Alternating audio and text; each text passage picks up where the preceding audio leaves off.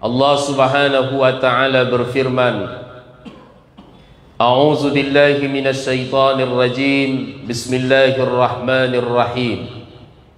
Ya bani Adam, khuzu zinatakum 'inda kulli masjid wa kulu washrabu wa la tusrifu innahu la yuhibbul musrifin.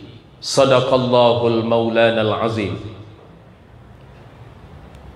Arti atau terjemahan dari ayat ini adalah Allah Subhanahu wa taala berfirman, Ya bani Adam, wahai anak cucu Adam, khuzu zinatakum 'inda kulli masjid.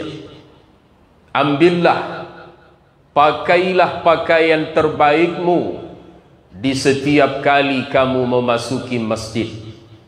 Wa kulu washrabu, dan makanlah kalian dan minumlah kalian.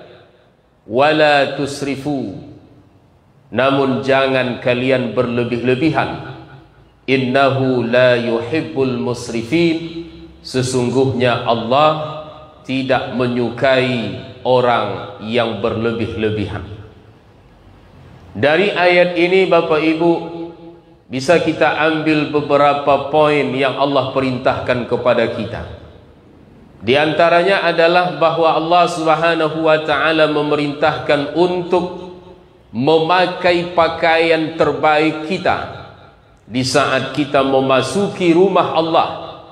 Apa artinya di setiap kita memasuki rumah Allah? Di setiap kita akan menghadap Allah, di setiap kita akan mendirikan solat, maka ambillah, pakailah pakaian terbaik kita. Karena di saat kita salat menghadap Allah Subhanahu wa taala, saat itu kita menghadap kepada Zat Sang Pemilik segala-galanya, Zat yang maha indah dan cinta dengan keindahan. Maka tak layak bagi kita ketika menghadap Allah dengan pakaian seadanya, apalagi pakaian compang-camping. Ada kita melihat seorang pemuda, mungkin dia baru hijrah, baru mendekat kepada agama Allah, salat dia ketika azan berkumandang. Namun kita sayangkan kain atau pakaian yang dia pakai untuk salat, kaus oblong pendek. Ketika dia rukuk, ketika dia sujud, nampak aurat bagian belakangnya, yang tentunya ini akan membuat batal atau tidak sahnya solat. Kemudian lanjutan ayat itu Allah Subhanahu wa taala memerintahkan kita, wa kulu washrabu. Silahkan kalian makan, silahkan kalian minum. Tentunya yang telah dihalalkan oleh Allah Subhanahu wa taala. Silahkan nikmati. Namun ingat, wala tusrifu, jangan kamu berlebih-lebihan. Innahu la yuhibbul musrifin, sesungguhnya Allah tidak suka orang yang berlebih-lebihan. Bapak Ibu, kita belum lama melaksanakan puasa Ramadan 1 bulan penuh. Dalam hadis yang populer kita sering mendengar bahwa Nabi mengatakan, sumu tasihu, berpuasalah kamu, niscaya kamu akan sehat. Apa artinya? Bahwa salah satu manfaat puasa adalah untuk kesehatan. Sehat kita yang rajin berpuasa nih Bapak Ibu. Dan ini diakui oleh para ahli, para pakar. Orang-orang barat pernah meneliti tentang kesehatan ini, dan hasil penelitian mereka mengatakan kalau kita ingin sehat, kalau kita ingin diri kita tak rentan dengan penyakit, maka dalam sebulan paling tidak 8 hari kita harus meninggalkan memakan yang berat-berat. Karena mereka diakui oleh para ahli, sumber utama penyakit itu adalah dari makanan. Dan Islam punya aturan tentang ini. Mereka katakan dalam sebulan paling tidak 8 hari kita harus meninggalkan memakan yang berat-berat. Ini sebenarnya ajaran kita Bapak Ibu sekalian. bahawa kita umat Islam dianjurkan berpuasa 2 hari dalam sepekan, Senin dan Kamis. Rata-rata dalam sebulan ada 4 pekan, 4 kali 2, 8, sama. Dan bahkan 8 hari ini kita tidak hanya meninggalkan memakan yang berat-berat, melainkan kita tak makan, tak minum seharian. Tentu ini lebih hebat lagi. Jadi sudah banyak hari ini ajaran-ajaran Islam ini yang kebenarannya diakui secara ilmiah oleh para ilmuwan, oleh para pakar, para ahli. Namun setelah kita melaksanakan puasa 1 bulan Ramadan, barangkali tak sedikit kita punya pengalaman, anak-anak kita demam, cucu kita demam, bahkan kita satu keluarga pun kadang demam ketika musim lebaran. Ketika ditanya, kok bisa demam satu keluarga ni bu? Biasalah Pak Ustaz, kalau meraya ni memang musim demam macam ini. Padahal kita baru berpuasa 1 bulan. Puasa kata Nabi membuat sehat. Kenapa ini tak kita temukan? Justru demam yang kita rasa. Nah, kalau kita tidak menemukan manfaat yang dijanjikan oleh Nabi, apakah Nabi bohong? Apakah Nabi dusta? Tidak. Pasti ada hal yang terlanggar oleh kita, sehingga manfaat puasa itu tidak kita temukan. Yang boleh jadi adalah israf, berlebih-lebihan ketika makan, ketika minum. Puasa, ketika puasa dia memang tak makan, tak minum, tapi ketika berbuka balas dendam ke makanan. Ketika lebaran begitu juga, dah sebulan ni tak ada makan siang kata dia, balas dendam dia ketika raya itu. Semua kuih masuk bu, kacang tujin, peyek, segala macam. Minuman dengan segala jenisnya dia minum. Sampai sarang burung pun dia minum ketika hari raya itu. Tanpa rem, tanpa kontrol. Ketika berlebih-lebihan semacam ini, inilah penyebab kenapa manfaat puasa yang dijanjikan oleh Nabi untuk sehat tadi tidak kita dapatkan, tidak kita temukan.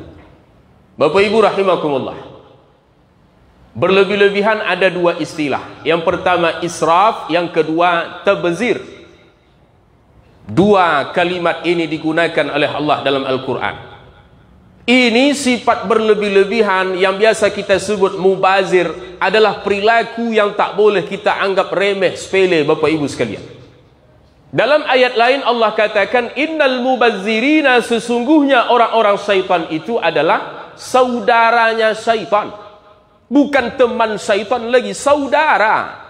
Saudara ni kita tahu ada hubungan darah, ada hubungan nasab. Bagaimana hidup akan berkah kalau ternyata kita di mata Allah dicap sebagai saudara syaitan. Sama dengan syaitan. Syaitan ingkar, kafir kepada Allah Subhanahu wa ta'ala. Dan betapa perilaku israf, perilaku tabzir ini sering kita temukan dalam kehidupan. Dan ini tidak menyangkut makan dan minum saja sebenarnya Bapak Ibu. Segala hal dalam kehidupan kita, jangan sampai kita berperilaku israf, berlebih-lebihan. Mentang-mentang dia kaya, banyak duit, beruang dia. Beruang bukan hewan, beruang. Kaya dia. Jangan tanya-tanya harga jam tangannya. Terbelit motor kau tu kata. Sombong. Ya, mentang-mentang kaya, mentang-mentang berduit, israf, berlebih-lebihan. Nabi SAW mencontohkan kepada kita dalam menjalani kehidupan ini, bahawa Nabi menjalani hidup dengan penuh kesederhanaan. Kita bisa browsing hari ini, tengok dari internet sumber yang terpercaya, seperti apa rumah tempat tinggal Nabi itu. Sangat-sangat sederhana Bapak Ibu sekalian. Terbuat dari pelepah kurma. Tempat tidur Nabi terbuat dari pelepah kurma. Berjejak berbekas pipi Nabi ketika bangun dari tidur. Seorang pemimpin umat, seorang kepala negara. Jauh dari kata-kata empuk seperti tempat tidur kita hari ini Bapak Ibu rahimakumullah. Oh, mungkin Nabi miskin Pak Ustaz, mungkin Nabi tak punya harta Pak Ustaz. Demi Allah, Nabi kita tak miskin. Nabi kita kaya. Mana bukti bahawa Nabi kaya? ketika Nabi menikah dengan Khadijah, itu maharnya unta sekian ekor. Kalau dinilai dengan rupiah hari ini, miliaran rupiah nilainya. Mahar nikah Nabi itu, dan itu harta beliau. Ini bukti bahwa Nabi tidak miskin. Nabi kaya, Nabi punya harta. Tapi beliau menjalani hidup dengan penuh kesederhanaan. Apa yang ingin dicontohkan oleh Nabi kepada kita, bahwa hidup akan berarti, hidup akan bermakna ketika kita jalani dengan penuh kesederhanaan.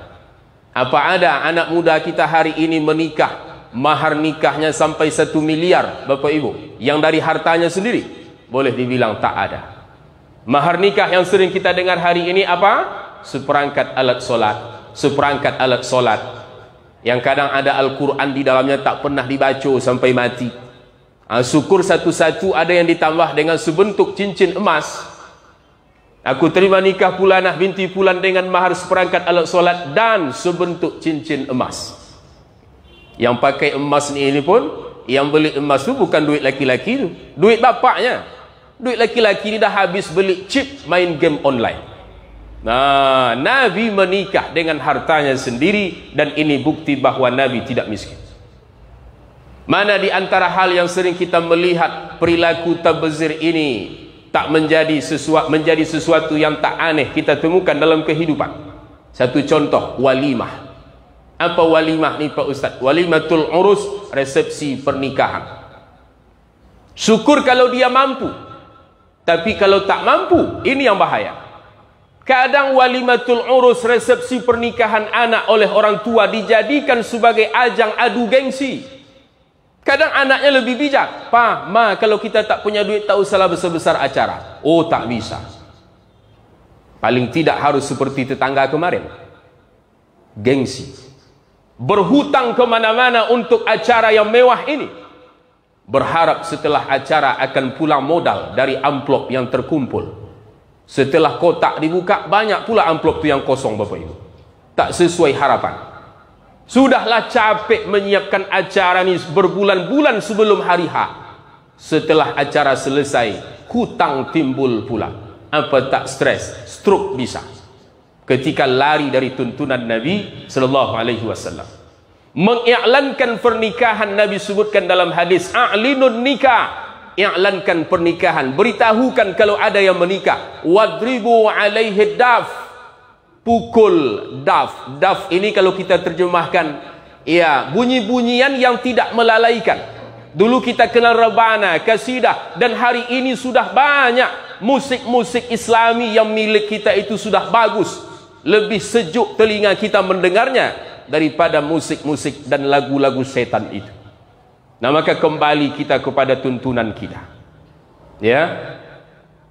Nah, Bapak Ibu, kadang kita seakan-akan tak punya akal sehat orang yang melakukan seperti ini.